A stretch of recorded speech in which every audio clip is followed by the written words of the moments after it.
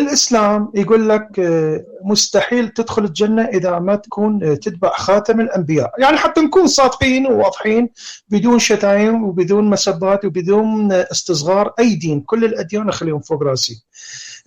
والمسيحيين يقول لك مستحيل تفوت الجنة، شنو ما كنت مسيحي مسلم يهودي بوذي، إذا ما تآمن بالرب يسوع وأنه هو مات من أجلك وأنت اغتسلت بدمه. فأني هسه أني ليش عفت الدين؟ لأنه احتاريت. اليهودي يقول احنا نفوت والبقية ما يفوتون، الإسلام يقول لك احنا نفوت ولا اليهود ولا المسيحيين يفوتون، ونفس الحالة المسيحيين يقول لك اللي ما يآمن بالرب يسوع مخلص مستحيل يشوف الجنة. فأنا سويت من احترامي للأديان قلت خل أختار مثل ما تقول يقولون الإسلام والمسيحيين وكلهم خير الأمور أوسطها. أنا اختاريت الإلحاد. شنو هي الأوسط؟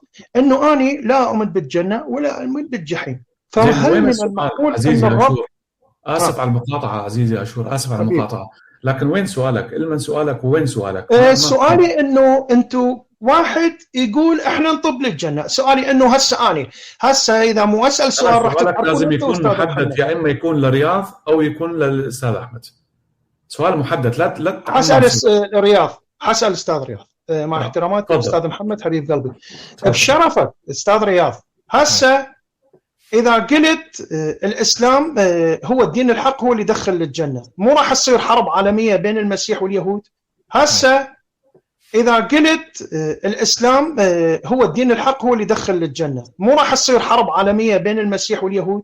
أقطع الجاكيت والهدوم. مش معقول.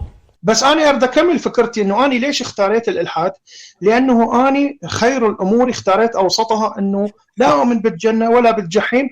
أنا ما معقول الله حيحاسبني أو يعاقبني، لأن أنا اختاريت الوسط وهاي مذكورة بالأديان. تفضل حبيبي أستاذ شجاع، هذا سؤالي كان. شكرا أشور. وليس حلا وسط إذا تسألني عزيزي، رغم احترامي لفكرك وأنت أخ عزيز تاج راس، لكن المصيبة بعد الموت إذا اتضح أنه فعلا هنالك إله، على قولة عادل إمام، يبقى موقفك حيكون إزاي قدام الأمم المتحدة.